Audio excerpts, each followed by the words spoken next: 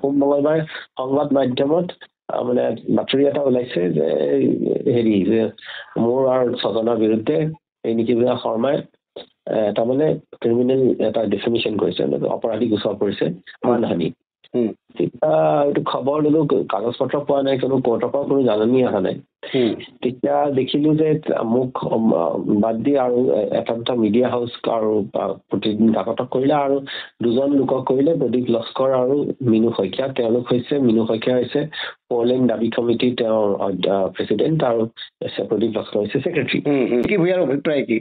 না সেইটোলৈ মোক আহি আছে। এতিয়া ইয়াত মানে প্ৰথম মই আজি সংবাদমেলত তাকে কলো যে মই এইটো বিষয় তেওঁ এই গোচৰটো ফাইল কৰাটো মানে আদৰণি জনাইছো তিনিটা বিশেষ উল্লেখযোগ্য কাৰণত। প্ৰথম হৈছে যে এই গোচৰটো কোনো ধৰণে গ্ৰহণযোগ্য নহয়। যি সংবাদমেলত আমি তথ্য দাঙি ধৰিছিলো সেই তথ্যখিনি হৈছিলে হাইকোৰ্টত ফাইল কৰা যোন পিটিশ্যনখন আছে PIL-খন, সেইটোত ইতিমধ্যে লিপিবদ্ধ আছে আৰু সেইখিনি কথাই সেই সংবাদমেলত আগবঢ়োৱা হৈছে। আৰু এনে অৱস্থাত যেতিয়া কোৰ্টত চলি থকা কেছৰ এটা কোনোবাই যদি সংবাদমেল দিয়ে বা সেই বিষয়খিনি স্বতন্ত্ৰভাৱে কয়, তাৰ ক্ষেত্ৰত কোনো ধৰণে মানহানি গোচৰ গ্ৰহণযোগ্য নহয়। দ্বিতীয়তে তাত এইটো সত্যৰ ওপৰত তথ্যটো বেছি, কিন্তু মাটিখিনি এইটো সঁচাকৈ যে মাটিখিনি ইউটাৰ্ণ লৈ পেলাই তেওঁ মাটিৰ কাষেৰে গৈছে, তাততো কোনোতো নাই হোৱা বুলি কোৱা নাই। সেইটো তেওঁলোকে কেনেকে কি ধৰণৰ এটা গোচৰ মেইনটেইন কৰিব। 3 নম্বৰ হৈছে যে যিসকল মানুহ এটা ৰাজহুৱা চৰিত্ৰ থাকে, যেনেকে আমাৰ মুখ্যমন্ত্ৰী এজন বা মুখ্যমন্ত্ৰী পত্নী, তেওঁলোকে কোনো ধৰণৰ মানে ডিফেমেশ্যন বা মানহানি কমপ্লেইন তেওঁলোকে গ্ৰহণযোগ্য নহয়। কিয়নো যদি সেই মানহানি বিষয়টো হৈছে তেওঁলোকৰ যিখিনি তেওঁলোকৰ কাৰ্যখিনি তেওঁলোকে ৰাজহুৱা ক্ষেত্ৰত তেওঁলোকে কৰিছে আৰু এইটো সম্পূৰ্ণ পাব্লিক কেৰেক্টাৰৰ কাম কৰিছে। তেওঁলোকে ৰাইজৰ যোনখিনি মাটি ৰাস্তাটো লৈ গৈছে বেলেগ এটা দিশত লাগি কৰি পেলাই দখলাবদ্ধ, সেইটো ৰাইজটোত এটা অপকাৰ হ'বতো, অপকাৰ হ'বলৈ গৈ আছে, তাততো পাব্লিক ইণ্টাৰেষ্ট থাকিবই। সেইটো তেওঁলোকে মুখ্যমন্ত্ৰী আৰু মুখ্যমন্ত্ৰী পত্নী হিচাপে তেওঁলোকক সমালোচনা কৰা হৈছে। সমালোচনাটো তেওঁলোকে তাত মানে কোনো ধৰণে এটা হেৰি কৰিব নোৱাৰে, মেইনটেইন কৰিব নোৱাৰে। আৰু চতুৰ্থ আৰু আটাইতকৈ গুৰুত্বপূৰ্ণ কাৰণ, যিটো মানে গ্ৰহণযোগ্য নহয়, যে যি মিনু শইকীয়া আৰু প্ৰদীপ লস্কৰ 4 দাবী কমিটি তেওঁ সভাপতি আৰু এজন ছেক্ৰেটাৰী সম্পাদক হয়, তেওঁলোকে ইতিমধ্যে PIL যোনখন ফাইল কৰা হৈছে গুৱাহাটী হাইকোৰ্টত, তাত তেওঁলোকৰ 11 আৰু 20 নম্বৰ আবেদনকাৰী হয়। এই সন্দৰ্ভত সুপ্ৰিম কোৰ্টৰ বিভিন্ন হাইকোৰ্টৰ ৰায়দান আছে যে এটা চলিত গোচৰত কোনো এজন পাৰ্টীয়ে বেলেগ এজন পাৰ্টীৰ বিৰুদ্ধে ভয় ভাবুকি দি তেওঁলোক সেই গোচৰটোৰ পৰা তেওঁলোকক বেলেগ ফালে যাবলৈ বা উইড্ৰ কৰিবলৈ বা উভতাই ল'বলৈ যদি কিবা হেঁচা প্ৰয়োগ কৰে, যোনটো এই ক্ষেত্ৰত হৈছে, কিয়নো এই PIL-খনৰ ৰিণিকী ভূঞা শৰ্মাকো ৰেছপণ্ডেণ্ট নম্বৰ 9 হিচাপে পাতি থোৱা হৈছে PIL-খন। তেওঁ যদি এনেকুৱা এটা গোচৰ দিয়ে, সেইটো এটা ক্ৰিমিনেল কণ্টেম্প্ট অফ কোৰ্ট হৈ যায়। সেইটো এটা কথা আছে। সেইকাৰণে যদি প্ৰদীপ লস্কৰ আৰু মিনু শইকীয়াৰ বিৰুদ্ধে যায়, সেইটো এটা ক্ৰিমিনেল কণ্টেম্প্ট অফ কোৰ্ট হয়। প্ৰথম কথা হৈছে তেওঁলোকে নিজে প্ৰমাণ কৰিব লাগিব তেওঁলোকৰ মান হানি হৈছে। তাৰমানে মান কি, সন্মান থকা বা মান থাকিলেহে হানি হয়, সন্মান নাই তেতিয়া হানি নহয়। সেইকাৰণে তেওঁলোকে প্ৰথম অৱস্থাত প্ৰমাণ কৰিব লাগিব তেওঁলোকৰ সন্মান আছে বা মান আছে।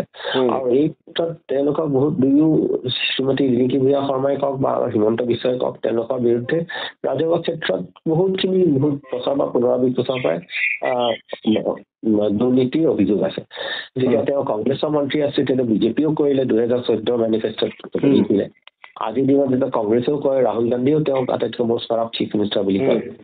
আৰু তাৰপিছত তেওঁলোকৰ আগেনষ্টত বিভিন্ন অভিযোগ এনেকুৱা ধৰণৰ আছে যে তেওঁলোকে ভূমিহীনৰ নামত ভূমি আবণ্টন লৈ পেলাই নিজৰ কোম্পানীলৈ তেওঁলোকে হস্তান্তৰ কৰা, কাঞ্চনজুৰিত এটা বিলাসী ৰিচৰ্ট সাজি পেলাই তেওঁলোকে এলিফেণ্ট কৰিডৰ বন্ধ কৰা, বা তেওঁলোকৰ নিজৰ যোনখিনি মিডিয়া হাউচ আছে তাত তেওঁলোকে কোটি কোটি টকাৰ তেওঁলোকে বিজ্ঞাপন দিয়ে।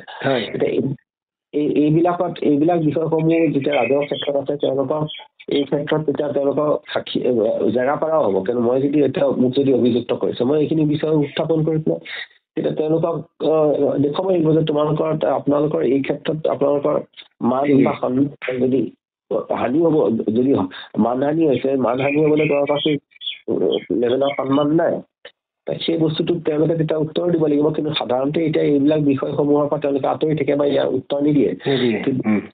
ন্যায়ালয়ত তেওঁলোকে তাৰ উত্তৰ দিবলৈ বাধ্য হ'ব। সেইটো এটা হেৰি হ'ব নোৱাৰিছে, এটা সেইটো এটা ৰাজহুৱা স্বাৰ্থও পূৰণ হ'ব, কিন্তু এইটো দুৰ্নীতিটো এটা ইম্পৰ্টেণ্ট বিষয়টো। আৰু দাদা এইটোতো ইণ্টেনশ্যনেলি তেওঁলোকে কৰিছে, এই প্ৰস্তাৱটো কৰি বাৰু মানে 4 লেন হাইৱেটো স্থানান্তৰ মানে অলপ পথ সলনি কৰিব খুজি নিজৰ মাটিৰ দাম বঢ়াবৰ কাৰণে, তেনেকুৱা নেকি? মাটিৰ দামটোতো বাঢ়িবই, সেইটো কথাটো হৈছে কি, সেই মাটিখিনি যেতিয়া এটা হাইৱে লগত লাগি থাকে মাটিটো আপুনি বাঢ়িব, তাৰ লগতে সেই মাটিখিনিতো কিবা বেলেগ ধৰণৰ তেওঁলোকে কিবা প্ৰজেক্ট কৰিব পাৰিব ন হাইৱে লগত থকা মাটি, সেইফালে কেইবা প্ৰকাৰো তেওঁলোকে উপকৃত হ'ব যদি এইটো কৰে।